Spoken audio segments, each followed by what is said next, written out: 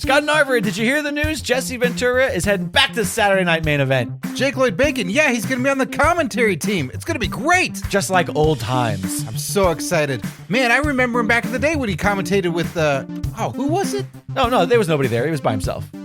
No, I'm pretty sure Jesse Ventura did commentary with someone on Saturday Night's Main Event. Nope, all by himself. Let me check the website. Jesse Ventura in a big gray block. Just like old times. Jesse Ventura, back in WWE today on Pro Wrestling Palskis.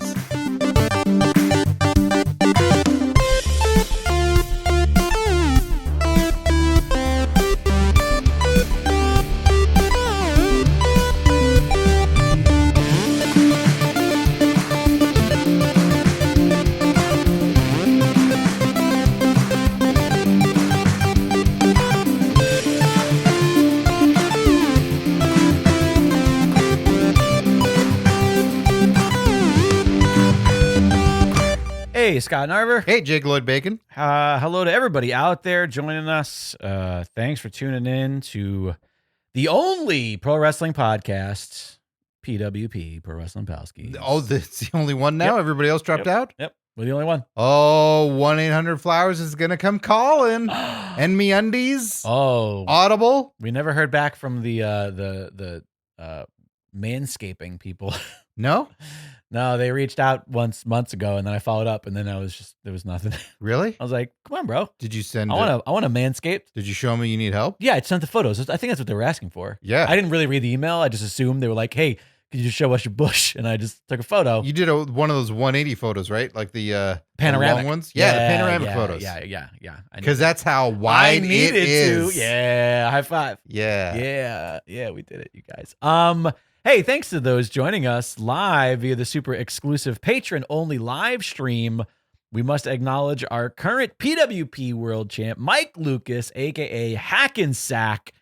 Big announcements coming up at the end of the episode regarding champions and the PWP Championship. So tune in, stay tuned. And Jake's bush. And my bush. Mike Lucas Champ is in the chat along with Andrea Beeler. Andrea Beeler, we love you. We're sending our best. And we really appreciate you joining us today.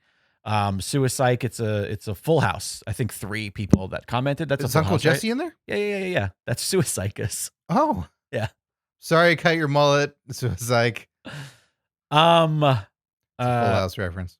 We did it. Well, how was your Thanksgiving? It was the pre-show, right? No. Last time we talked was we're supposed to before talk movies on that show. Last time we talked was before Thanksgiving. Okay. It took me a little bit because I'm like, what? Those leftovers are damn near gone. It was all right. Yeah? Yeah. I know there was some confusion and trepidation going into it, but all in all, it was a lovely day. Yeah, you were like, I don't know if people are going places. I don't think so. No? Okay, I don't want to overspeak here. No, father is now in I don't know why I call him father. That's right. That was like a Mike Pence thing that you just pulled there. He loves his mother. He never mentions his father.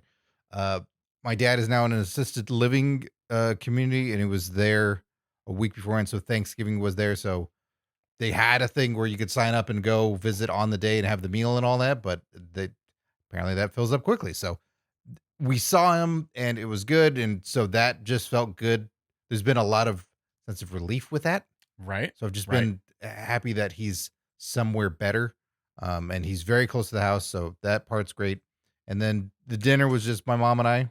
We just did the big old regular meal and helped out with that, and nice. It was good and laid back and casual. So it wasn't anything extravagant. It was just simple and all right. Yeah, that's kind of us. It was perfect that like we had our 2 friends come over. So it was 2 friends. 6 of us. Yeah, 2 friends. Well, the 4 people came over, but only 2 of them friends. The other ones you're just muttering the whole time. And it was just like we all glassware. It's sort of potluck style. Everybody brings a dish or 2 to cover, and it was just like an incredibly funny night of us just sitting around the table busting balls and making each other laugh. And it was Who brought the best dish? Really, what was it? Alexandra every fucking year. Alexandra makes. Here. I'm talking about the outside people.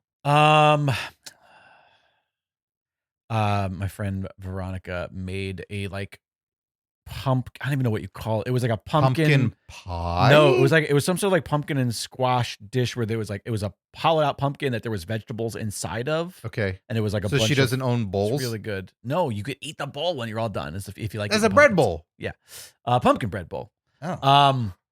But Alexandra makes the best sweet potatoes. Oh, they're fucking so good. I was so upset because people took like a lot more leftovers than they usually did. And I was like, because at first you go, oh, please take food. We're not going to eat all this. Like, please take as much as you want. I don't know. I would never say that. See, I say that because I assume people are going to take the things that I don't like anyway.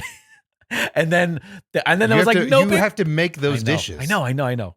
But also, you know what? Turkey came out really good this year. It was the first year we didn't burn the turkey or overcook it. You always get it from somewhere. Yeah, but then we get the kind that you then have, like, we get the kind that's pre-prepped and then you bake it or cook it here, so they right? waxed it already. Yeah. They waxed it. They shined it. They put a little bit of turtle polish on it. That turkey bush is clean. Manscaped came in handy there. Use promo code Palskis for 10%. No, I don't know. They're not a sponsor. They're not.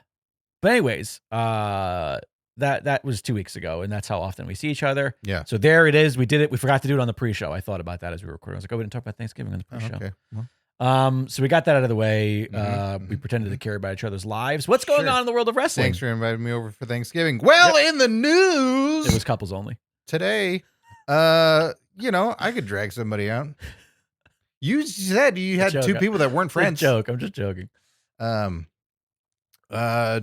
speaking of couples, WWE wrestlers Eric and Valhalla had an extra special Thanksgiving this year because on Thanksgiving Day, they welcomed their second child into the world.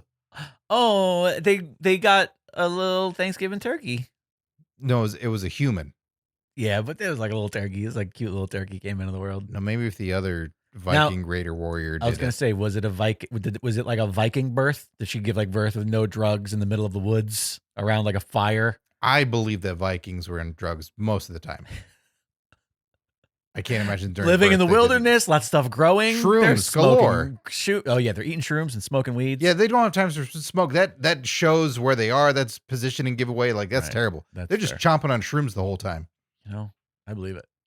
Their baby is named Ezekiel Joseph Rowe, and Eric wrote on Instagram, "Crazy how a Viking can use Instagram." Quote: "We have a son, and he's perfect in every way." I don't know if that's true. Yeah. That baby doesn't have any tattoos. Also, perfect in every way. Can he do it perfect calculus equations? I don't think so. Yeah, like Sarah Logan can.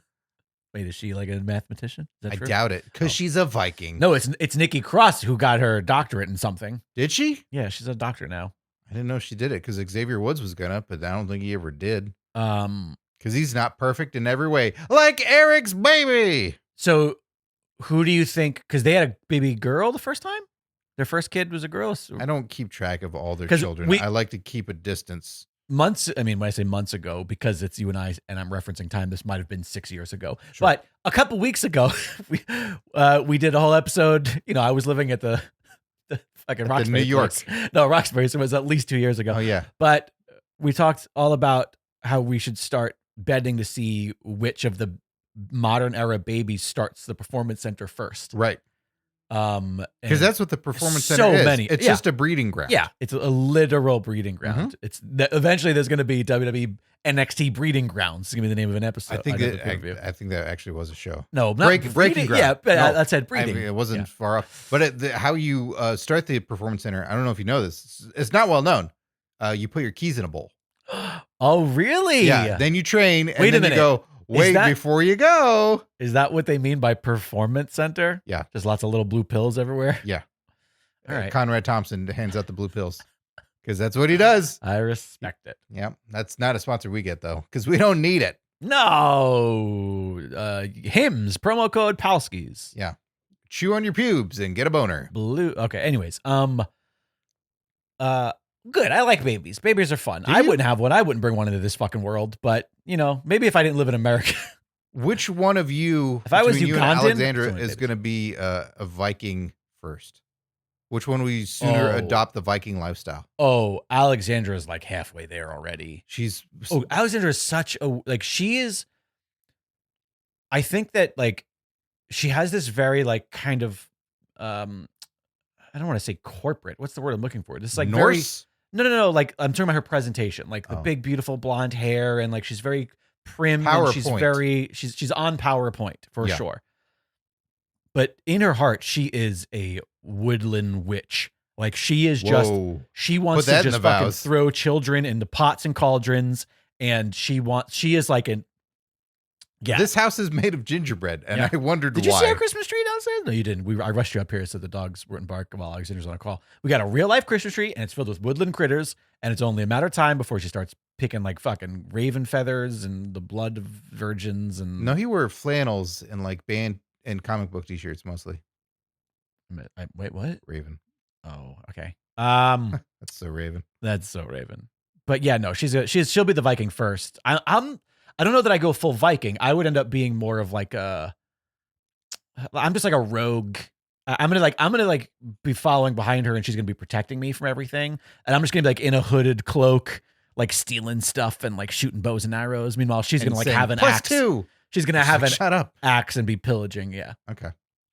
Yeah. Well, like a Viking. Like a Viking.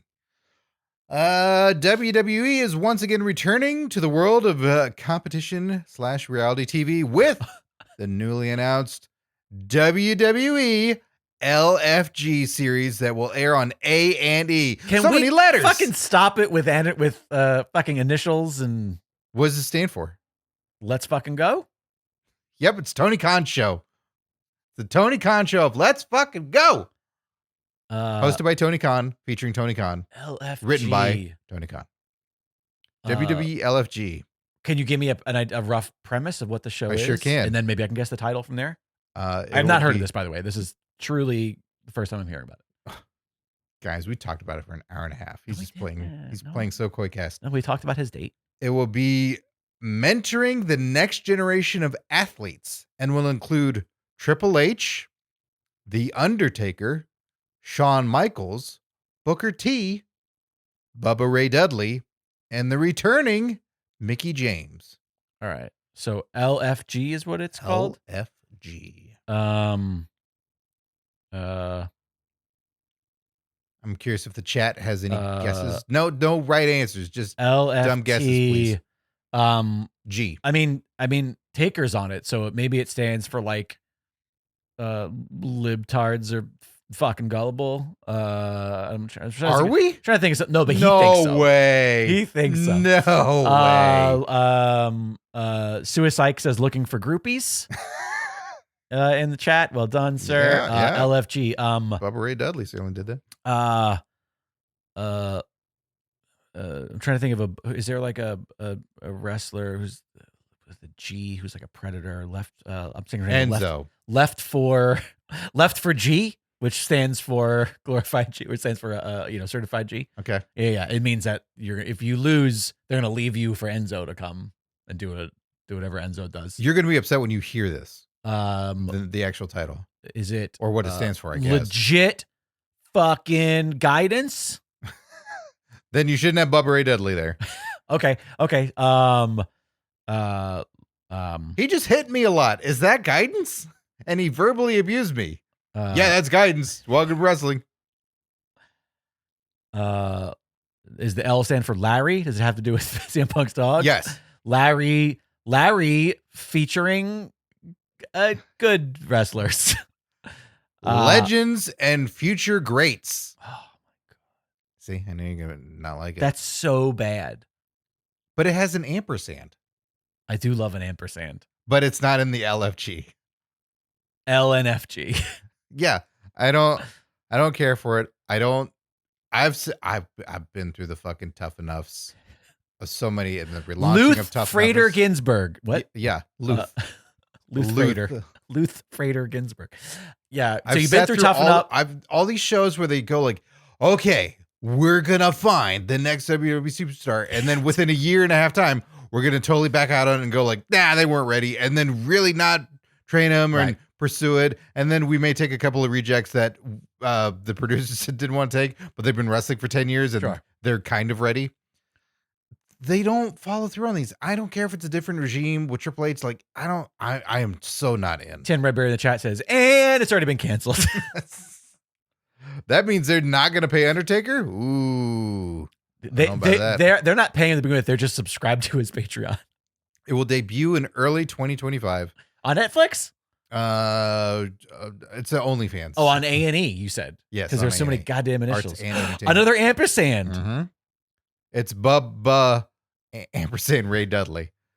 The one intriguing part about this is they're hiring Mickey James. Well, yeah, she took the garbage bag, she threw it over her shoulder, she came back and she was like, got everything I need. And Nick So Aldis like is Santa. going. Oh, is he in the bag the whole time? Yeah. But he's been on TV, I thought. Yeah, but she packs him. Oh, he's like a venture. She's a mom. She knows how to pack up everything in a garbage bag. Thoughts? Interest? No interest whatsoever. Mm-hmm. Does the winner try out? Does the winner get a contract? Like, is there a winner to this is it a competition show or is it just a reality? They're show? finding out amongst them who's the legend and future great. Because I will say, I don't dislike a reality show about wrestling when it's just a docuseries, right? Mm-hmm. Like there was I think the thing that I might be speaking totally out of my ass here. It's happened before. Check the webcam, everybody. But I'm pretty sure the thing that launched Tough Enough, that triggered the idea, was the MTV series. Like, was it like A Day in the Life, or it was like True Story, or Real Triple Life? H in China. No. It was like Real Life or something like that, and it was just like every episode was about like a different person just doing something, and it was about somebody who wants to be a wrestler who was just like an indie wrestler, and it was just like. It wasn't like a competition. They weren't giving him money. It was just like, we're going to follow this guy around for a certain amount of time. That's a stalker. And I want to say that like that was so successful, and that series was so successful that WWE was like, cha-ching, let's do a reality show about indie wrestling and about making it a competition show. And I don't know. I just feel like there's definitely like a market. I mean, I love most documentaries about wrestling and wrestlers because wrestlers to the top. Fucking weirdo.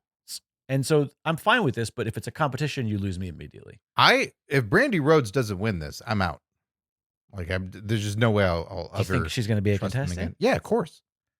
Undertaker is going to be Secretary of Motivation for Trump's cabinet, according to Tim Redbeard, or Surgeon General, because of all of his surgeries. Of motivation? That's what it says. Surgeon I don't know. General.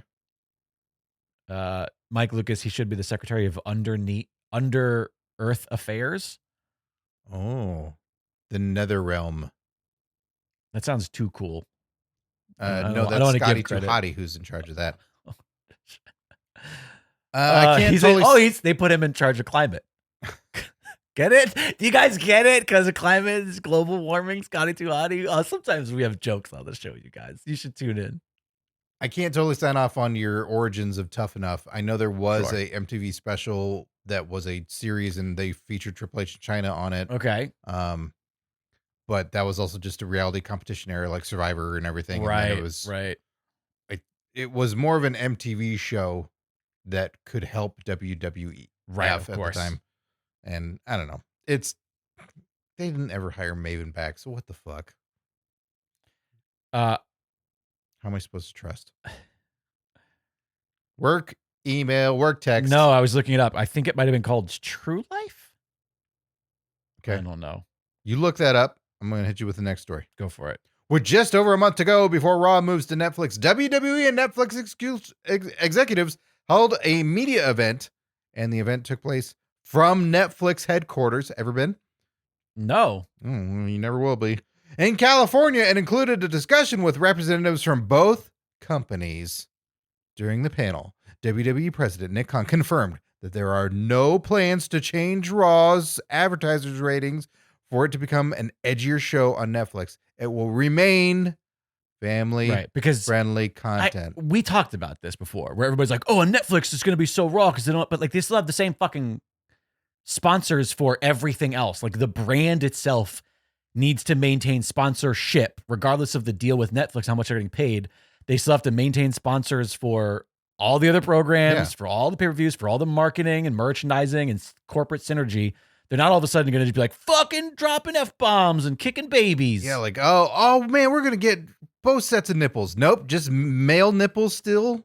Yep. No dicks. Sorry, everybody.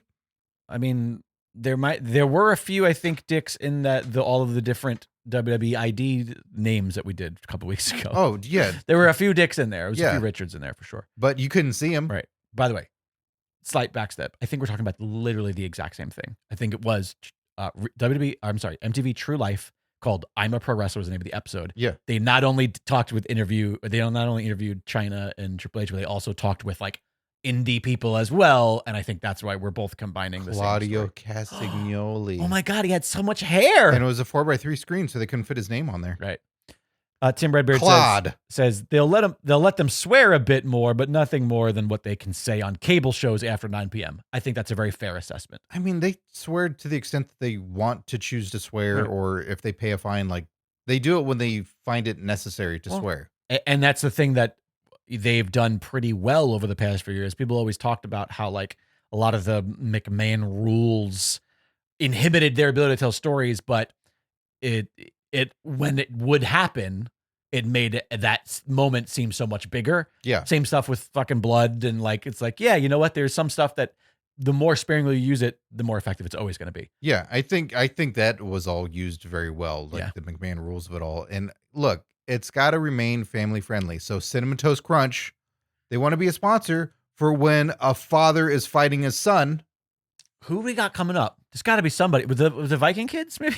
No. Too soon? Well, when we had Rey Mysterio and Dominic. I know, but I'm talking about who's I'm next. using a in real line. example. I know, and I'm trying to say who is the WWE NIL for Omos and his even larger baby. It's the same scale. That's what's crazy. Omos has a baby, and Omos looks like Rey Mysterio, and his baby is as tall as Dominic. You always hear the story about like, oh, when I was like a little kid, I was able to pick my dad up and put him on the washer.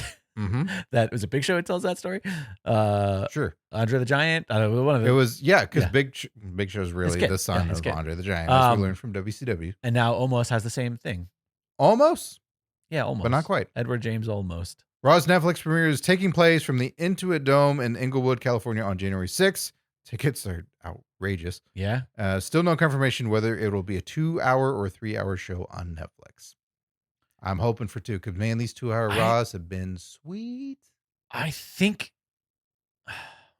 it's going to be whatever the fuck they want, and that's going to be a problem. I think they're going to be long. I think they're going to go as long as they want to go. And like, so they do have the arena, right? At the end of the day, people are going to stay for like however long people are going to stay in an arena. Well, and they fucking leave. Not for what was that show? Cruiserweight show 205 Live. Yeah, they don't stay for everything. That's the point I'm trying to make, though. Post SmackDown. The point I'm trying to make, though, is like, you know, there's nothing coming up next, right? It's just a streaming live show at this point. But that's not to say that they won't have more streaming live events on Netflix. Like if this goes well, that's what the game is right now of trying to find more things that they can stream live. Yeah, but is there going to be a thing that Netflix is going to really pressure them to stop Raw for that starts at midnight or whenever? But who knows if there's just Coast? Comedy specials or something that happens on a Monday and then they have competing things. I get what you're saying. I think that's I think you're taking a very big, broad, like that's possibly, the future. Well, that's the future. That's what's happening. And then there's always Monday Night Football when that rolls around, and that's just death for WWE no matter what. No matter how hot they are, football wins. Right. And I can see the idea of everyone saying like they'll just if it's 2 hours, but then next week it's like they got a 3-hour show. Right.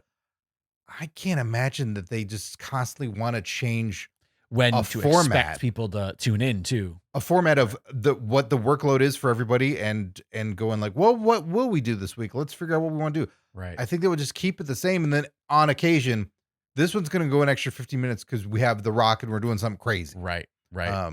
And if they go over that time, no big deal. But they want to format somewhat regularly because I get it. Why would it just be all over the map and crazy? Or especially people are watching and it hits 2 hours and they go, it's another fucking hour now? Yeah. And also, it wasn't last week. For the most part, the main event is the thing they want everybody tuning in for. Yes. And you don't want that to be a different time every fucking night. Right. Yeah. Yeah, I don't know. I'm excited because, I don't know, it's like a new era and I'm like, oh, I'll tune in. And also I haven't watched a live, not including pay-per-views, I haven't watched like a live wrestling TV show in 12 years. Like, I literally don't know the last time I watched like Raw or SmackDown live as it was happening. Thanks for still listening to our wrestling podcast. Always next day. Listen, they don't either. Yeah, no That's one not true. watches There wrestling. are a lot of people in the chat talk all about Raw and SmackDown. I mean, in the the Discord. Get in the Discord. Well, don't worry, Jake, because you'll have new titles to keep track of when you are watching your wrestling. WWE introduces the Intercontinental Championship for the women on the Raw brand. Oh, This is the boy. third title introduced for the WWE's women's division this year. Kaylani Jordan became the first women's North American champion this past summer for the NXT brand.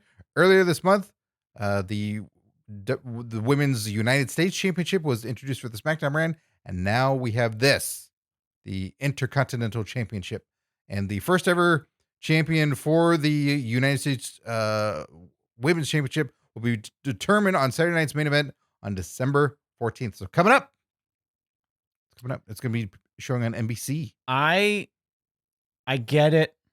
I don't love it.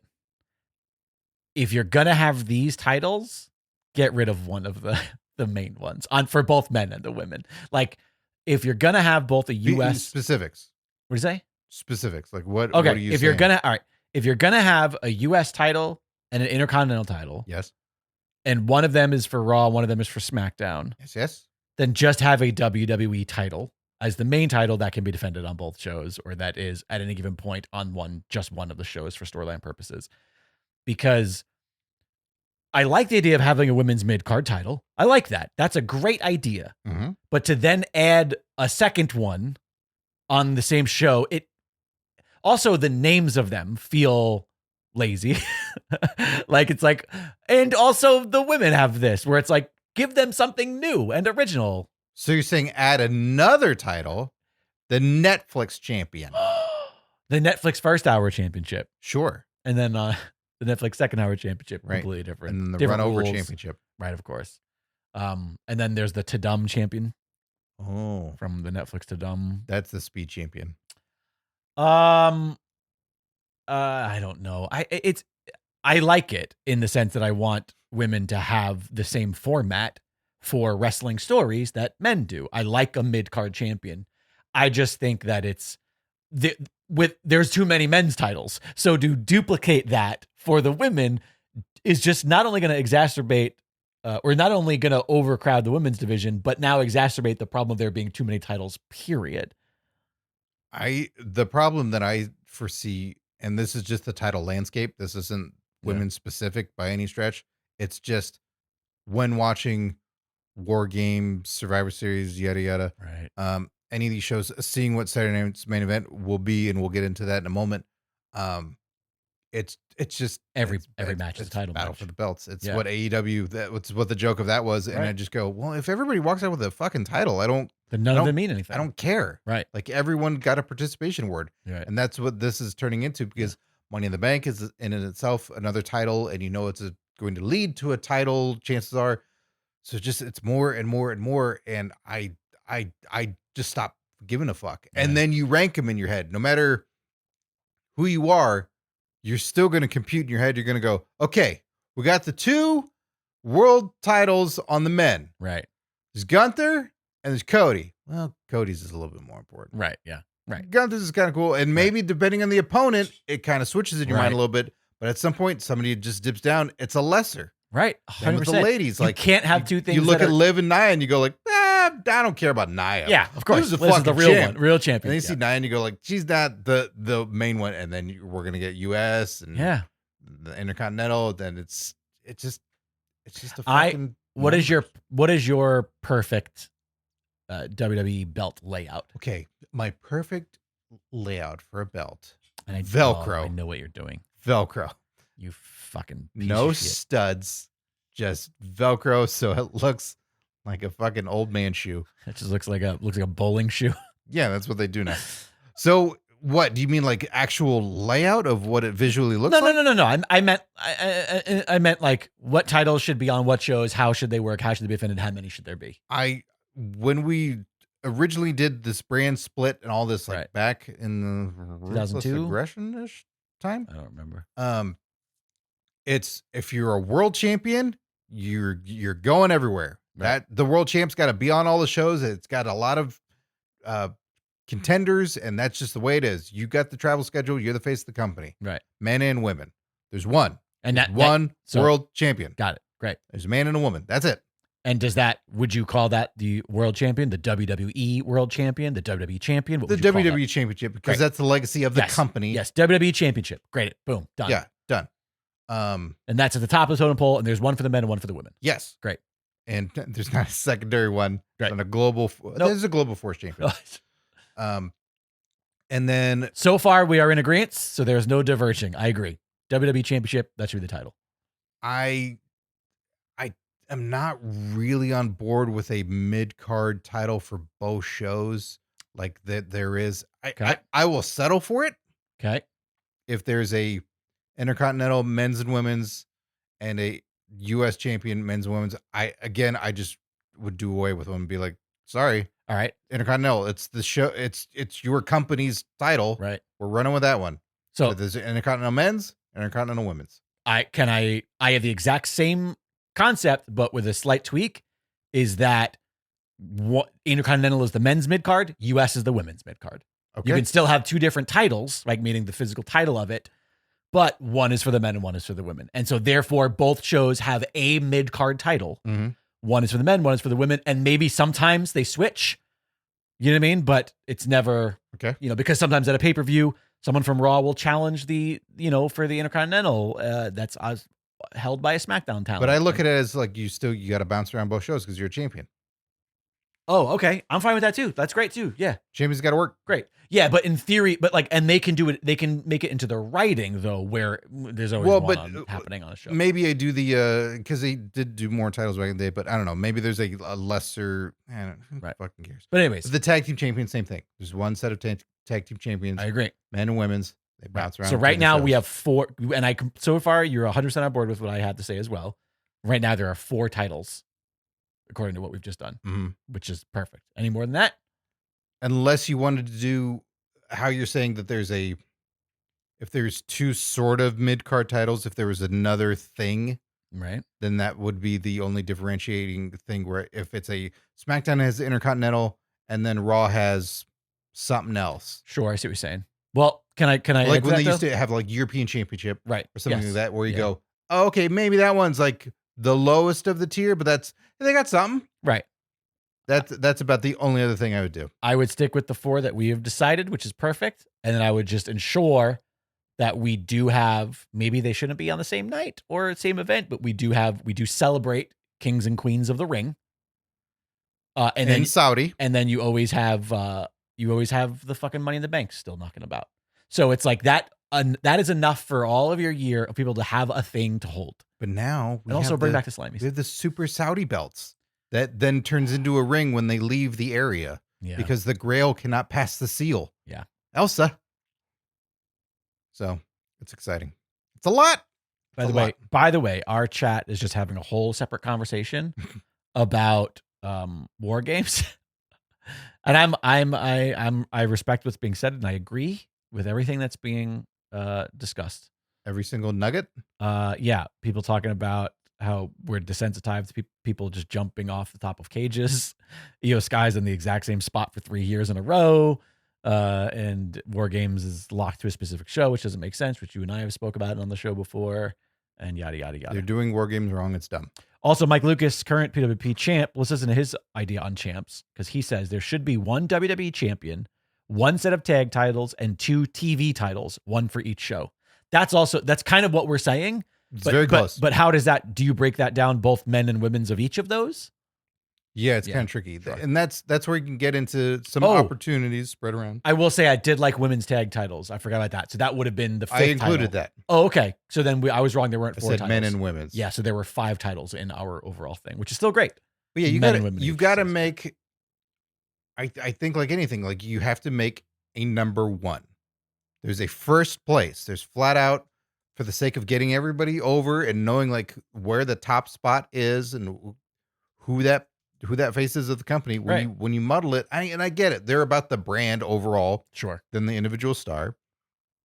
But it's, I It's what I prefer because I just lose interest. Yeah. And they're clearly not wrong. It's working right now. Right. No, I know. It's just silly. It just gets a little bit silly. It is silly. Yeah. And I don't think these will last. I hope not. Yeah. I hope that they restructure at some point and do that. But I mean, at some point, it's like you said, at some point, it feels like every segment features somebody holding a belt. mm-hmm. And the majority of the best stories they've told recently have been the ones that weren't all for belts. It was for jewelry. Yeah. Yeah. It was for the you need fruity flies and the yep, you need that. You need a bracelet. Yeah. Yeah. Jewelry's all a rave this year. Well, we're talking about Saturday night's main event, and we'll keep talking about Saturday night's main event because announced on Friday's episode of the Bill Simmons podcast, Jesse Ventura will be part of the Saturday night main event broadcast team, returning to network TV next Saturday, December 14th, to prime time. I'm so excited to hear him do new wrestlers' names. He did it before. And new wrestlers' moves and keep up. There was a time, the last time he was on, right? He was on a Monday Night Raw. Right. I can't remember if it was the celebrity. I think it was like one of the anniversary shows or an old school, maybe Raw old school or something like that. I don't know if it was even that. So they had him come out and do commentary with Vince at the table. And in memory serves me right, it was a battle royal to determine who was going to be the next contender against John Cena's title. And Jesse really didn't miss a beat. Like while he didn't know the product, and you could see at one point HD cameras and everything that when they cut to the desk, he's looking up his notes and he had a printouts of each faces, of each face and then a name under it. Right. But he could still tell a story of him clearly not knowing everybody and keeping up with it. Yes. And that's the nail on the head right there. Is there's no reason why a commentator, this is my only issue with Joe Tessitore so far. I fucking love that dude. I think he's great on commentary. I would like every now and then for someone to have to tell Joe Tessitore something about wrestling history, because he just came out of nowhere and he knows everything there is to know about all of WWE history and everything that's ever happened. And it's not realistic. It's actually like pulls me out of it when he's like, as you know, 4 years ago at blah, blah, blah, when he did this. And I'm like, that's not, I'd rather you go like, what's this about, Wade, or whoever is fucking. You want to be an idiot? No, I want him to be honest about the things he doesn't know so that it feels like he's giving an opinion, which is what I like from people. But he's an unbiased main commentator. I know he is a play-by-play guy, and it's not their job. But there are times where I'm just like, oh, I'd like the idea. Like if Jesse goes like, I'm not familiar with this guy, but he's showing me something today. That would be great. See, I don't want that. I don't want them to be sitting at the desk and be someone that I choose to watch WrestleMania with that year and go, who's that fucking guy? Whoa, they're holding each other. It's kind of gay. Like, don't get me. I don't want that story to turn into that. Don't get me wrong. There's a line, obviously, but like I think occasionally it can help be part of the story. It can help be part of telling the story, because when you write a movie, there's always a character who is the perspective of the viewer, who you have ask a question of somebody who's in the know, so that person can explain it not only to the person on screen, but also to us, the viewer, right? And there can be that in wrestling. That's never been there. Yeah. And unless it's the dummy celebrities they hire, celebrities when they hire, and they do it, and you go, why the fuck is he on the table and he doesn't know fucking anything about this? Right. Yeah, sure. And when they've done it, and then they kick him out, that you're Mike Adamle's or whoever, right. You know, when they've done it, it's awful compared to what he does do is, Wade, you know Drew McIntyre. Why is he doing this? Yes. He hasn't done this before. I think that works. And I agree. And that is kind of part of what I'm getting at as well. But yeah, maybe just like more handled. Wait a minute. Who is this guy? So he's returning. Jesse Ventura is returning. He also said that he will be doing all 4 episodes a year. Quote, it's ironic because it means my career has gone full circle. And here's the part I don't understand. They couldn't control me before. Why do they think they can control me now? I love it. I love that he's slipping back into gimmick. Yeah, I mean, I know what you mean, but yeah, you get it. I mean, this is exciting. He said the entire Saturday night's main event will be a throwback to the classic look and feel. Well, they won't have everything from old of the 1980s with no entrance ramp or lights, but that wrestlers will come in through the crowd as they used to. The show will emanate from Long Island, New York. Nassau Coliseum? Mm-hmm. Yeah. The way it did back in May of 1985.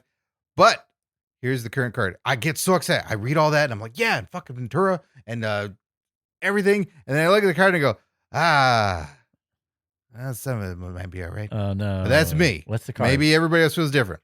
Hit me We with got it. undisputed WWE champion Cody Rhodes defends against Kevin Owens. Great. That's great. And that'll be fun to hear him commentate. Yes. Yeah. I think Ventura will have strong convictions and will clearly have met Cody Plenty a couple to times. say about Cody. Be like, Yeah. what the right? fuck is that tattoo? Then we got women's world champion Liv Morgan defends against Io Sky. That he is not going to know what to do with. No, He's going to have no idea what to do for with that. sure. But okay. That's going to be a little tricky But for I that think one. that's it's still a fun match. And I like both of those competitors. And I think that But Liv will give him something because Yeah. Liv acts dastardly enough she has an old school style that more so than. that'll give him enough. And then we get into world heavyweight champion Gunther defends against Finn Balor. Hey, it's our second world title. For the men. Yeah, I don't like that it's for a title, but I do think that they will put on a great fucking match. And I do think that Ventura will also enjoy the shit out of commentating for Gunther Yes. because I think he's going to love that style. I think Finn might be, on the chopping block for Ventura. He might just go like, who is this guy? Yeah. What's the big deal? But can I say, though, I think that all of Finn's shortcomings are when he's wrestling Rey Mysterio or acting with his evil face. I think that him versus a guy like Gunther is his strong suit because I think he's really good against bigger guys. Yeah, but Jesse's a character guy. No, yeah, I see what you're saying. Jesse's not a like, wow, this is so impressive. Like, oh, that was a Hurricane Rana. Like, no, he's into. You give him a character, and he will spin a fucking yarn for this character and how they feel and what they said backstage and yada yada. And be like, this guy didn't eat any bread. I don't trust him. Mike Lucas, all Finn's shortcoming is when he stands up. That's mean. That's not fair. I like Finn. And our final match listed here. I don't know what'll be the main event of the evening, but the women's Gotta be Cody. United States title tournament finals. So it'll be the crowning of the U.S. Women's Championship. Yeah, I think So that's the four matches, 4 titles. Yeah. Great. 4 matches, 4 titles, Saturday night's main event, which it was not that, Right. which is unfortunate. I think in a way Sure. where there was a lot of special matches or things you see. Excuse me. That one is the rough one where I'm like, is Ventura going to go on a bathroom break for that one? I mean, who do we know yet who's in that? No, we don't because they're still doing the tournament. As of this moment, Because there's definitely a lot of talent, women's talent. I think it'll be really interesting to hear him commentate on because I don't think he's ever gotten to call women's wrestling a day. I mean, I don't know why I'm saying I don't know. He definitely hasn't gotten to call women's wrestling at the level it is now. yeah, it was certainly a different. It was it's Moolah and Rockin' Robin And there are definitely some women on the roster who I think even more than Liv and Io it would be fascinating to watch him call for. yeah, The Asukas, the fucking, even though she's still a little bit green. Raquel is also really good as well. Like there's certain no, people. she isn't. I think she's good. Oh my god, Again, she's a Not clunk from a fest. character position, but From wrestling. I don't know. I've always enjoyed the things I've seen her in. That's hilarious. All right. And Klutzy you say I'm Magoo. never funny on the show. I'm constantly making you She laugh. is a klutz. Good Lord. From one graphic that I found, we have on one side of the bracket, we have Bailey and Chelsea Green, and then Mitchin and mystery person. Don't know. So whoever the mystery person is going to win, whoever that is, then, because that's what happens, right? Mystery person always, unless it's like not a mystery opponent, it hasn't been decided. It hasn't been decided yet. Okay, but I don't know who the right. Naomi, Got it. Christ, Tiffany Stratton, and Electra Lopez. So Stratton's kind of taking that spot, I imagine. Alrighty. So yeah, I don't know. That's interesting. And so unless this one of the women's titles, I imagine will be determined. The winner will be someone that you don't expect, where Bailey, right? Where it's like, oh, well, it makes sense to be Bailey. You have a big name going in, but it's like, chances are it'd be a Chelsea Green. Someone unexpected where you go, oh, this is to set it up. This is to set them up more so than giving the title the prestigious name. Right. Someone's trying to make the title make somebody. Yeah. Remind me, I already forgot. Was this the women's IC or the women's US? Too many titles. The US one. See? Too many titles. I'm excited for Saturday night's main event. I love this. That's one of my favorite shows. Primetime Wrestling favorite show, and then Saturday night's main event, second favorite show. That was such great memories of recording that. Like my brother knew how to set the VCR, and then the next morning, fast forwarding and finding it. Yeah, and getting a good spot and seeing matches that were. This was crazy back then, of course, because you saw so much of superstars. We're seeing the star fighting a jobber. Right. And then occasionally 2 stars actually fighting each other, and you don't know who's going to win. Yeah. And you might not necessarily like either one, but it's like, holy shit, Brutus Beefcake is going to fight Greg the Hammer Valentine. Right. I guess this is a big deal. Right. Tim Redbeard says his money's on Chelsea. Mm-hmm. Mike Lucas says Raquel is a Kevin Nash 5 moves of doom kind of gal. Yeah. Emphasis on doom. WWE Hall of Famer Kevin Nash, by the way. And then Maslama, my favorite, maybe specifically because I think you can empathize with this. Elektra Lopez isn't on WWE Champions yet, so I don't know this new wrestler. I agree. When they throw in some of the NXT ones, I go, who the fuck is this? Who's Roxanne? Cyrano de Bergerac. Well, all in all, I am excited. It's on NBC, so you can watch this? Probably on Peacock afterwards. It's not gonna be live on NBC Peacock, but it might just be on a Peacock as if it's a show, like it'll be its own show. You don't have access. You have access to NBC? No. Yeah, everyone does. You have access to basic cable when you have a television. But don't you need like ears or something? No. How do you run all this shit? I don't Everyone has access to like the prime stations.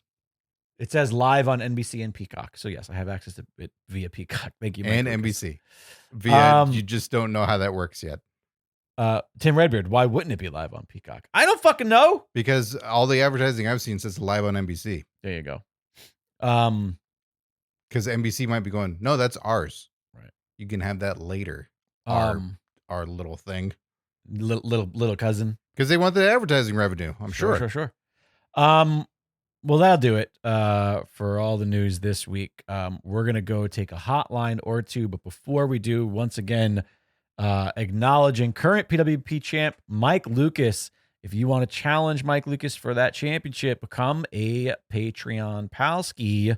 We're going to give you We're going to give you an update here in a little while. Yep. Not another update, the first update into everything that's happening with the Patreon. So stay tuned after the hotline calls. With that said, Scott and I will say goodbye to the live stream. All right. 747-666-5606. That's the number to the Pro Wrestling Palskis hotline. Scott and Arby, you want to see what we have in the hotline today? All right. Palskis, this is Bits of Retribution. And I got to tell you, that New Day stuff, that was crazy good. Really, it felt raw, it felt emotional. It felt like it was just bigger than good writing for wrestling, and it was just good writing in general. I haven't heard your thoughts on it. I'm sure I have by now, since I'm sure you've discussed it. But I was just curious, like, what were some of your other moments that you were just like, holy cow, that was an amazing moment in wrestling? Anyway, hope you're all having a great day, time. And, if I don't get to talk to you again before the end of the year, have a Merry Christmas or Hanukkah, holiday of your choosing, Festivus even. Just make the most of whatever days you got. Take care, y'all. Bye. Maslama, I like that he's saying like, if I don't talk to you again for the next year, because Maslama, you did leave us 2 messages and we decided to use the second one first. So we will use your other message in the next episode, which is just funny that we've screwed your time. Yeah. So thanks for letting us screw your timeline. Time screwers. We did not talk at all about New Day. No. He was like, I'm sure you talked about it. We didn't talk about shit. Maybe you talked about it in the Discord. Maybe you're watching live somehow. You went to a friend's house that you don't have. I also thought it was really good. I was very surprised at how they handled it, at what they did. And I thought it was like probably best case scenario for what felt like them writing themselves into a corner personally. The buildup was very interesting. Weeks and weeks and weeks, months of this, and wondering like, all right. I mean, the obvious sign as a wrestling fan of long time, you go, okay, so Xavier turns on the heel. group. Yeah. He's a heel. You can see it coming, but that doesn't matter. It's still the journey of Yeah. it. He's pissed off Kofi. Kofi's fired up. Maybe he's going to be going for the championship. Maybe they don't even fight each other. No, maybe it's just a breakup. It's just like everybody fucks off, and Big E's going like, "Hey guys, come on!" Right. And Big E's just left doing his, sort of his sports desk commentary job. thing. And but we got to see him, right? They don't advertise him. We got to see him. That's what it seemed like it was going to lay out to be, and I appreciate it. In no way was it trying to one up or like be smarter than you and go like, no, you didn't see and this coming. So much so that they started it with just being honest and being like, yeah, we couldn't do this without, like, they came out as sincerity, as the babyface, sincere New Day of like, yeah, it's 10 years. That's crazy. And we know we've had problems. Yep. And it was very much, it started like the breakup that I had earlier this year. Things are really good and this and that. I was gonna say it started as if we worked all of our stuff out and we're not going anywhere and we're stronger than ever. Like I thought that's where they were gonna go with it. No, they took us out to lunch, man. And they took us out to lunch and I'll get it. I'll pay for it. Really? You never pay for lunches? And then just in the middle of that, it's not like they started fighting and then Biggie's music played. It was just in the middle of all the sincerity. It was sincerity and acknowledging like, hey guys, this is just kind of over. So we're gonna, Biggie comes out and he's like, yeah. Okay, we got the spirit of it here. He's so positive. He's gonna bring it all back together and go like, no, we're not doing that. We're gonna keep seeing it through. And can I tell you that one of the smartest things that they did, one of the best little pieces of writing, whether it was over scripted or whether it was just what naturally happened, it happened so perfectly, was when Biggie comes out and Xavier starts chewing him out, Kofi gives nothing. Yes. Kofi doesn't say, he's not looking at him like he's pissed. He's just there. He's not giving anything. And then the misdirect of Kofi getting the mic, and at least for me, thinking like, okay, now what we've been told is going to happen. Kofi's going to defend. Hey man, but like you're the problem. Two words. Xavier's right. Oh my, that was just starting it with that was so good. There were so many barbershop windows. Yeah, that 100%. Biggie was thrown through. It was like, stop it, 100%. Because you left us. Motherfucker broke his neck. Yeah, guess who else broke his neck? Austin broke his neck. It was so Scotty Duarte broke his neck. Yeah, they left him out. They left out Scotty Duarte. Well, he's bitch. Secretary of fucking, Department of Climate. Whatever. This segment really bummed me out. Oh, no. But in all the ways that it was meant to. Yeah. Not that I wanted to. Yeah, New Day's not breaking up. They're together. They're stronger than ever, but there's bad guys now. It was a dramatic downfall of the group. It was a tragedy. Yeah, it's a tragedy. Yeah. And they told a tragedy. And while it's sad and upsetting, as the fan that likes the three of them being collectively together and friends, I'm really intrigued where it goes. Oh.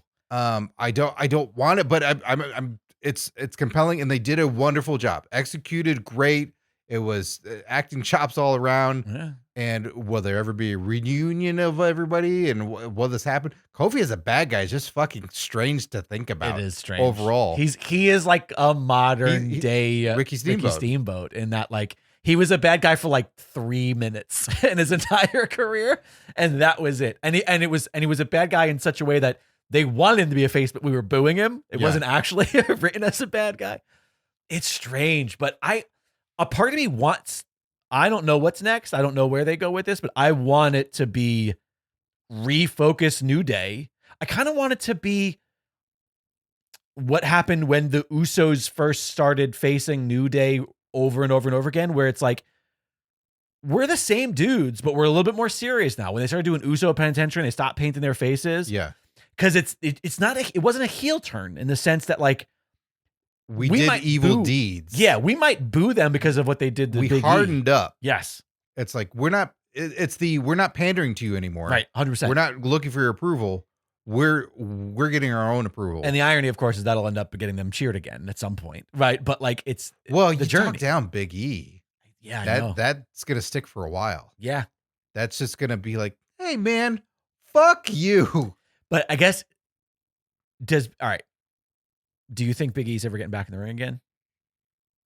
I hope so. Right. I hope he can, and it's perfectly fine. There's no risk and involved. He wants to. Yes, exactly. Of course. Yes, all that. But if he doesn't want to, and the doctors don't say like no go, then that's fucking sad. Because I will say that what I really want is Kofi versus Big E as a like that. I want a high profile match between Kofi versus Big E, and it could even end in a way that is like Big E has him beat, but is just like, fuck it, I'm not going to go down to your level, and I'm not going to beat up my brother. I'm not going to whatever, you know what I mean? And let Big E leave on the high ground. Yeah. And sow seeds of like, maybe we made a mistake in Xavier and Kofi. And like, you can tell a story where they can be booked, quote, as heels, but we still love them in a way that makes the drama really good. Honestly, I think that what the Bloodline did when Sammy started getting involved, we started getting that story where it's like, these are heels, but I want them all to be on the same page. Yeah. Like you can tell that really kind of dynamic, multi-leveled story. And I think New Day is the perfect group to do that with, because you have a decade of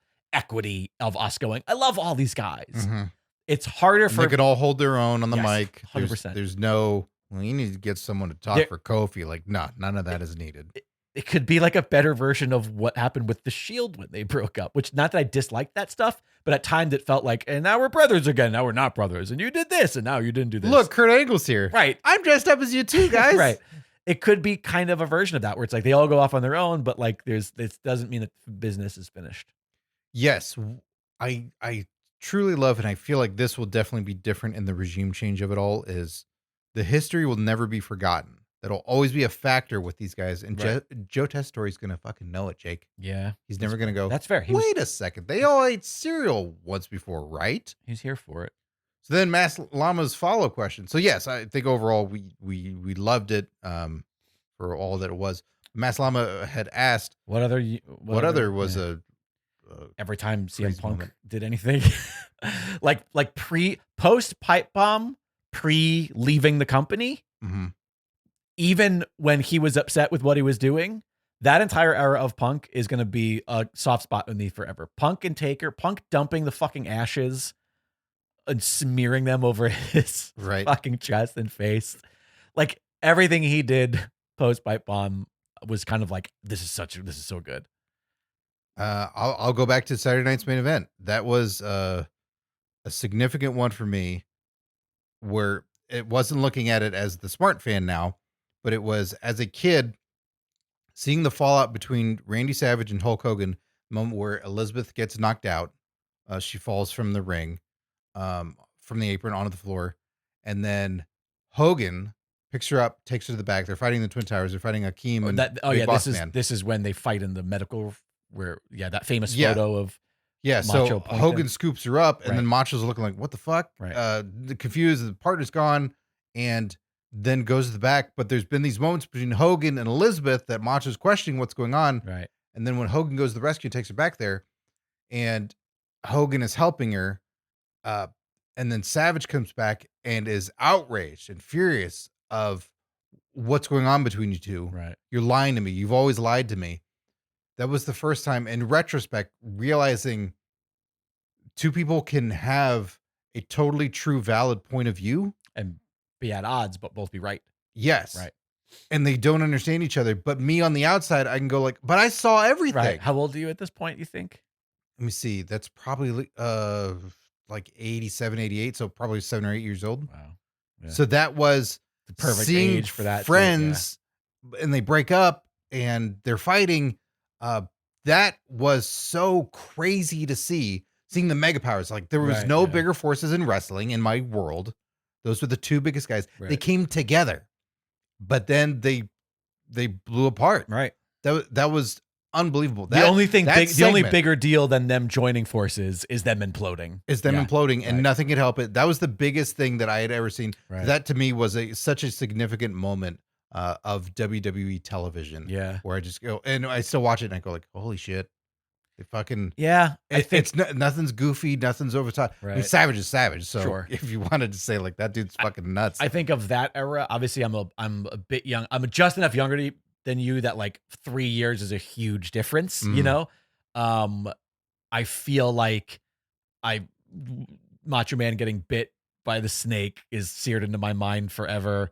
Little moments like that where I'm just like, this is just the fucking best. But I think that most of it, I don't think there's anything from the Attitude Era that I go like, that was like, there's fun spots like the beer truck and all those things that we loved, but there was never a moment where I was just like emotionally invested as much as like, that's cool. Oh, I got some. See, for me, I think a lot of it started in the modern era when I think like some of it matured, I guess, in a way, but I don't know. Foley's it. Like Foley was the Foley, you know what? emotional You're not grounded. wrong. We did a watch along. I do I remember can't that. remember if we ended up watching the segment or if I just had recapped it to you, but The Rock. The Rock and Yeah. Mankind, when Mankind gifted The Rock an autographed copy of the book and said, Right. like, "Here, you're mentioned on this page," and Rock was very Dismissive, finds it in the dismissive garbage. and going like, "Yeah, thanks, Right. The Rock, thanks for this," but he's taking phone calls and doing all this. Right. Then Mick finds the book in the trash Yeah. and then confronts The Rock about it, and Rock is confused, but he doesn't get a word in. Right. He tries to talk, and Mick is just On him. berating him. And it's emotional. It's Yeah. really emotional. It's here's the guy who likes to be hanging out with the cool guy and going like, "Hey, we're buddies, right?" Right. But then you piss on my legacy, I piss on you, and just fucking talking Yeah. down to The Rock, which no one does. You see The Rock like wanting to just punch him in the fucking face, Right. But it's another moment of a fallout. But It's also it's a dramatic, grounded fallout. It's like taking down the character of The Rock a peg, which is interesting Mhm. because it's like, oh, this isn't wrestling. This isn't you said that, my girlfriend, you're going to eat pie. Like, this isn't like a silly, dumb Attitude Era wrestling thing. This is like you hurt his feelings. Like, this is like, it's like, no, that's really fucked up. That's his life. He's Yeah. saying like, "That's my life. That's Yeah. my book. That's Yeah. my," and Yeah. you threw it away. Yeah, here's the thing though, is that like I remember you showing me that, and when you showed it to me, I went like, yeah, I remember this, but I don't recall watching it and I don't remember what I thought at that time. Whenever that happened, and I'm a fucking high schooler maybe or middle school kid, like Mm-hmm. I don't have a recollection of what I just remember like Because you're heartless. that whole era of wrestling is just like talking about it with friends, but not really recalling anything that happened, if that makes sense. Isn't that what the show is? 100%. Welcome to Doesn't Recall with Jake and Bacall. He's got a knife. What the fuck? Sometimes Why did you bust out a knife I don't know. I'm always right playing. after that? I'm always just playing with my knife. Tamina or Jimmy? Jesus Christ, that's too dark. We'll talk about that next week. Yeah, I think that's it. I'm trying to think of any other obviously there's a lot. I mean, Yeah, but when it Cody- comes to me, I'm thinking of the grounded, not just the Yeah. wrestling, the bigger than life, crazy wrestling moments, Right, yeah. or a spot, or any of those things where this like is really good. This is really Undertaker well written. fucking came out of a coffin, the fucking lightning went off, Sure. and it was a spectacle to see, and it was a Right. moment that I didn't expect because I didn't know he was coming back. Right. I'm thinking of the grounded, real, starts to bleed over into real life. You're wondering Right. what's going on. Yeah. Moments. That I do think that some people have dogged on it for being overrated or for being bad, but I think the 4 set Taker retiring quote, I'm putting retirements in quotes, HBK, and then the 2 matches with the end of an era, that I remember those 4 Oh, the years. Saudi match? No, that was end of an error. Not, I said era, ERA. I remember like after Sean retired, after that one, which I thought was an incredible match and it was really well handled and well written, the build up to the next Mania where Triple H and Taker set the match up without saying anything to one another. I remember thinking like, great, I love that. I remember really loving that when it happened. With the wig? Was he wearing a wig because his hair hadn't grown back yet? I don't remember. I do recall something like that. Like he shaved his head into like a mohawk and then he wanted to grow it out, and so he was wearing like a Hulkamania style wig or something like that. No, he did. No, he just wears the bristles for the Right. broom on the back. That's Yeah. Hogan's thing. Right, sure. For Cork. But I remember really loving all of that. I remember Mhm. thinking I remember having a real emotional investment to that because at that point in time I still loved the Undertaker. I could look at him and feel nothing and but now you good love feelings. him more. I love I just thought that that story to me was this is really they're doing good writing right now. In fairness, Punk had been gone for a couple of years at that point, maybe. Sure. Yeah. But anyways, we should move on. Thank you for the calls. 747-666-5606 if you want to call the hotline. please call the hotline. Say whatever you want. Talk some shit. Tell us stuff you like. Tell us stuff you didn't like. Ask us some questions. Throw us some fun hypotheticals. It's the end of the year. The hotline is What's your open. match of the year, everybody? Love to Yeah, hear it. throw us all that stuff. But I'm just trying to pitch all around. Hotline is a great way to interact with the program because while the chat is awesome because in real time you can interrupt us and just say, hey, you're wrong. The hotline is literally a way for you to just direct an entire conversation. Please engage with that hotline. It's my favorite thing that we do here on the program. And if you need practice for your heavy breathing phone calls, that's a good way to go. You got 3 minutes. Okay. Only because you said that. Nobody from our current hotline callers. So this isn't about anybody. I guarantee you, I'm being 100% honest. This is not directed at any. Do you know who it was? Yeah. There's a person. I'm not asking for who it is on air. Yeah. I'm just wondering, do you know? Oh yeah, no, I'm saying that there is a program Oh. that may or may not be associated with that also takes calls. Okay. A tool is to write out what you want to say before you call if you're the sort of person who gets flustered on a call easily. I'm just going to go ahead and say that. A tool? Yeah, like a good tool to use is Like to a monkey wrench? to write out what you're expecting to say. You like paper and pen? Or some bullet notes and then call the hotline. Bullet points? Somebody left 3-minute messages trying to get a point across. Or they and it was about sexy? It was about 30 seconds worth of actual question in there. So what would you give me an example of like how it sounded? I can't do it. It would give it away too much. Anyways, Was it a lot of hotline. ums and ahs? That's what I'm asking. Yeah, and a lot of just general awkwardness. Oh, and, cousin Paul. yeah, he's the fucking worst. Cousin Paul, write it down. All right, hey everybody. One quick thing, an event coming up that we should remind everyone of. Next. Well, I say next. It's not. This is Sunday, December 15th. This Sunday, this upcoming Sunday, December 15th, we will be live. Clear your calendar. On our Patreon. I forgot what time we said. 1 o'clock? 2 o'clock? Yeah, 1 o'clock. 1-ish, 2-ish? 1 p.m. Pacific Standard Time. We will be live Get your on popcorn. on our Patreon, available to everybody. You don't have to be a patron.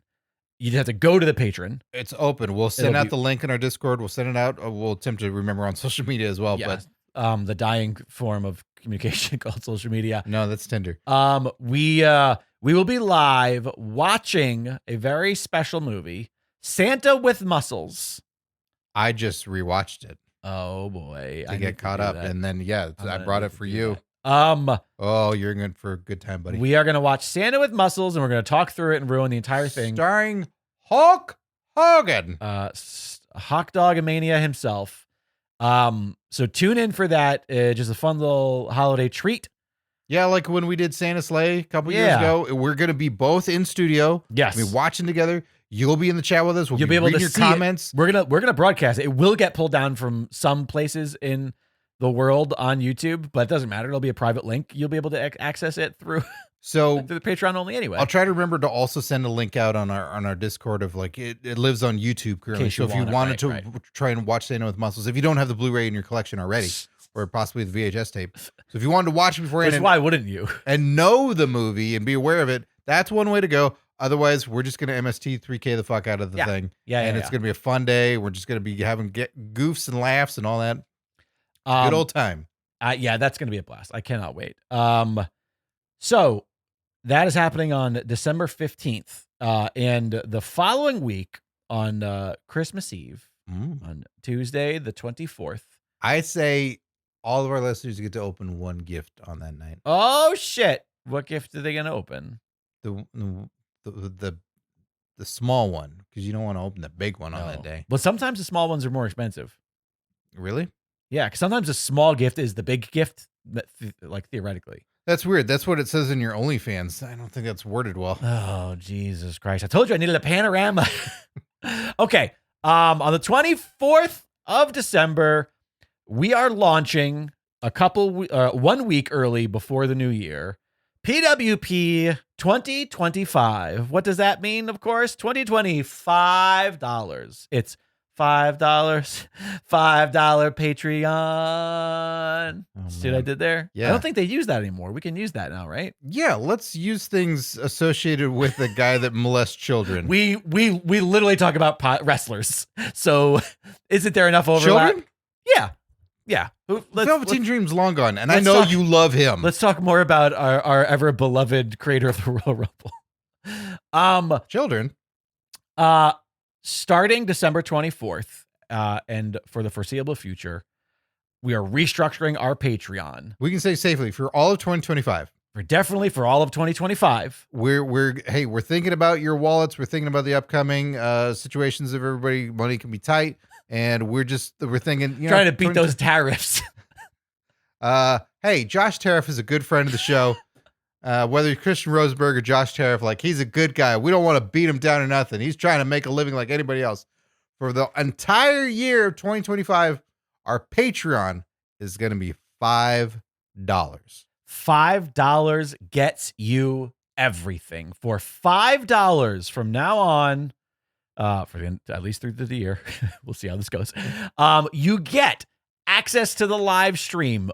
All of our live streams, you can join us, you can chat, you can interrupt us, you can tell us we're handsome and or ugly at the same time.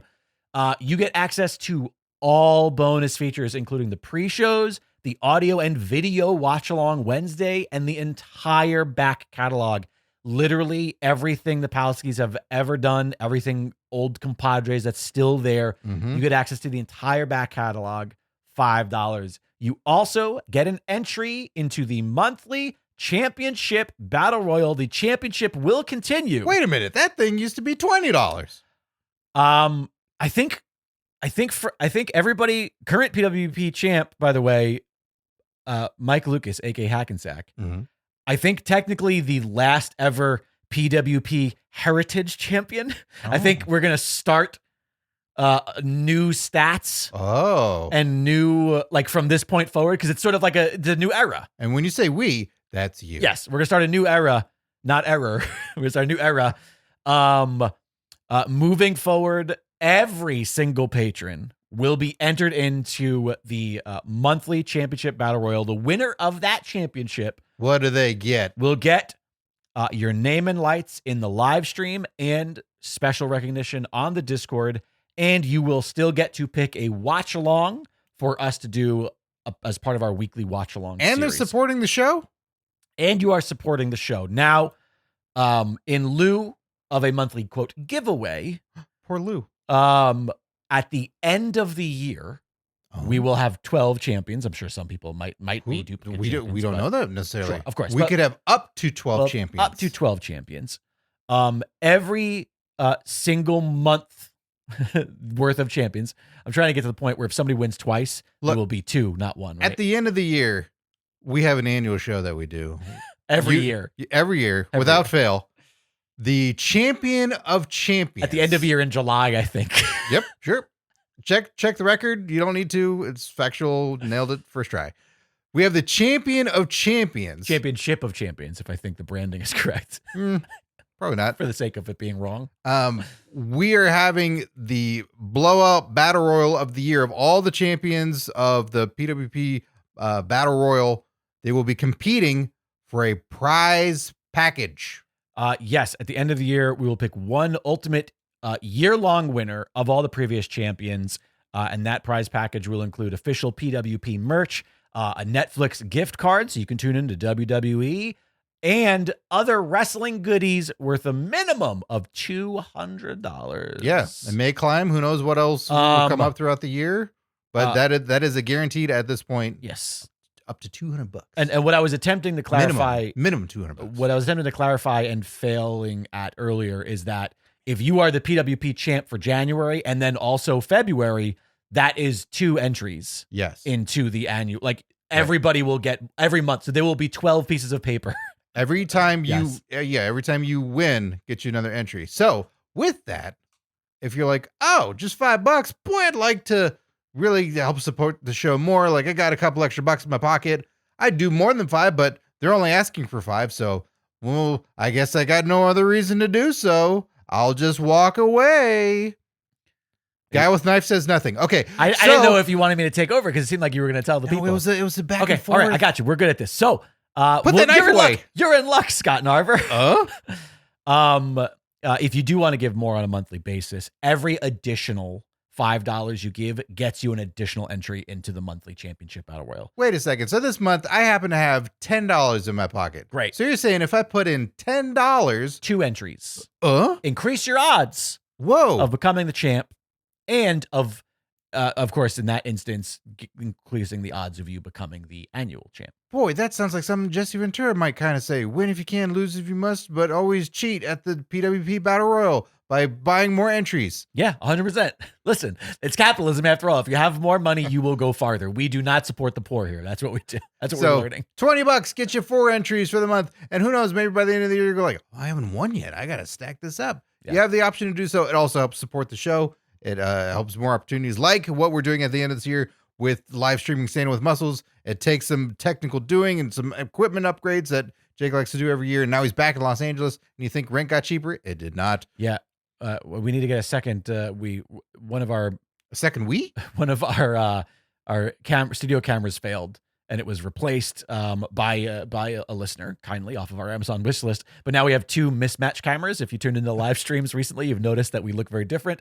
So now we need to get the other camera that's better and upgrade so that we have 2 nice, good, high quality cameras. I see. So yeah, there's definitely some stuff we need. There's always stuff we need, and your Patreon dollars go to help us towards those efforts. So yeah. $2,025 Patreon for the entire year. It's been 10 years of this shit, so why not do something special? Yeah. And we do hope that those of you who are patrons continue to stay with us. We hope that if you've been listening to the show for a while and you're like, oh yeah, you know what? I always hear you guys talk about that, but I don't want to pay $10 to do a watch along. Well, maybe make it a little bit cheaper as some incentive to come join. And there's another thing on top of that. So if you're like, oh, well, we also figured out a way that you can gift it. So we'll be posting that link around. Yes, absolutely. That you can even send it to family or friends that if you're like, if you want to get me something for this holiday, like I'd like to be a Patreon member of the show. Here's a link in which they can then sign you up. Yeah. And you can have a membership. And then on top of that, you can get a discount if you sign up for the entire year. If you sign up for the annual membership, you save 10%. You get a free month. Which is pretty much, it's over a month. You get more than a month free. More than a month? What the fuck? I thought it was just a month. They get a month and more? Yeah. That's I too think much. it saves you. I think Can we get rid of that? 10% of $60 is $6 and it's $5 a month. So yeah. That's like a month and a week. Son of a bitch. All right, you can have that still. So you have the option there as well.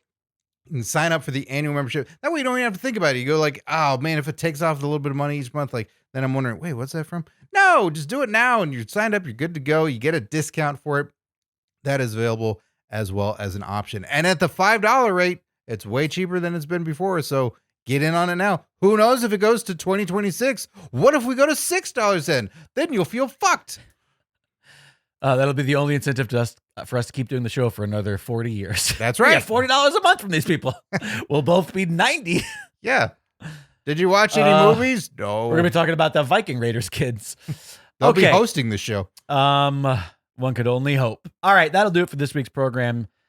Speaking of the Patreon, Scott and Arver, we have to thank our current Patreon Palskis. Yes, so get in while the getting's good because this is the last time for this year that we're going to be giving out Retribution names as well as Maximum Male Model names. It's going away. Why?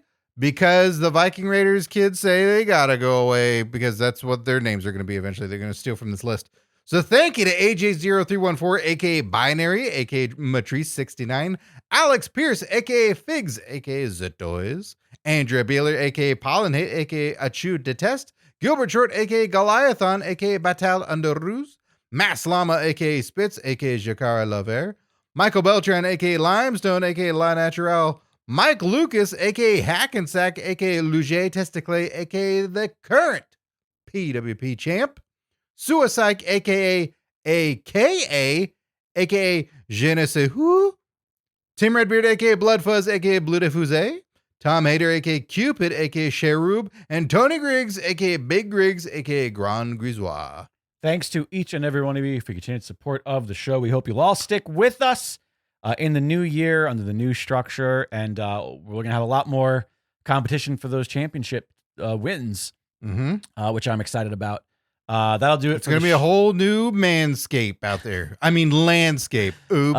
That'll do it for the program this week. Make sure you check out the shop over at pwpalskis.com. There you can click the shop link. Just so you know, I know that there was some convo in the Discord about some of the phone cases we have. I have added the latest phones from both Samsung and iPhone. The iPhone 16, I think, and the Samsung S24, I think, are the two new. 24? I think that's what they're up to. Am I wrong? Seriously? I got a 9. I think that's what they're up to. Holy now shit. you have me second guessing, but I think it's S24, the Samsung S24. How long have I been asleep? What about a payphone case? Do you have that? We do have a payphone case. Yeah. It looks like a hoodie though. You have to just wrap it over it. It's in the shape of a hoodie. So yeah, so we got some stuff there. Obviously, great hats, great hoodies, as I just mentioned, great t-shirts, all available in the shop. I had a new idea pitched. What are you people drinking your hot cocoa in? Is it not a mug from Dragon Wagon Shop? Tell you what, it better be a microwave and dishwasher safe mug available at. That bugs me. I realized that one of the models of mugs that we were selling was not microwave safe, and I was like, "Fuck that! We pulled that shit out of the shop. I'm not selling that shit." Have I been drinking out of that? No, it was like it's one of the. I don't know, there's no point talking about it. But anyways, I also want to say I got a new idea for a shirt slash hoodie, a new idea for a design that I'm going to work on in the new year. Inspired by Hot Dogomania. Oh, somebody just threw out the phrase "bread heart." And I don't know why, but it really made me giggle. Okay. And I like how you said someone said it. That way you don't have to pay him residuals. Yeah, I also don't remember. But so we're just gonna have a lot of food stuff. Like Jim Gaffigan might sue us. A loaf of Canadian bread with like little Bret Hart glasses on and some pink tights. What is Canadian bread? It's like a loaf that has like the knots on the top. I think it's Canadian white bread is what it's called, but it has like a very specific look to it. How is that not a wrestler in AEW? Canadian white bread? Yeah, they got cheeseburger there now. Anyways, shop goes a long way in supporting the show on top of your Patreon. And of course, if you're feeling mighty giving this holiday season, check out dragonwagon.com/support to see how you can support the network as a whole. That'll do it. Thank you guys so much. We'll be back next week where we will be doing some shopping for some superstars. Why did you say you gotta support as a whole? Why you gotta call them assholes? Yeah, as a whole. Support. That's a thing. That's a silly bit that I do with Alexandra all the time, where she'll always say something like, "Well, you're just gonna stand there like an asshole." Like she'll say something like that. She's gonna stand there like an asshole, and I always go, "No, as an asshole," and it always brings me joy. It never gets old. At least you're being called an asshole constantly. Yeah. It's for fun. All right, bye everybody. We love you. Thanks so much for tuning in. It's always a blast hanging out with you, the Pro Wrestling Palskis. If you're enjoying this podcast or any podcasts on the Dragon Wagon Radio Network, be sure to check out the Dragon Wagon shop. You can tout your podcast pride while supporting your favorite indie podcast network. Make sure to check it often for new items and limited time designs. So shop now at dragonwagonshop.com. Get your dragon swag on. It's Dragon Wagon.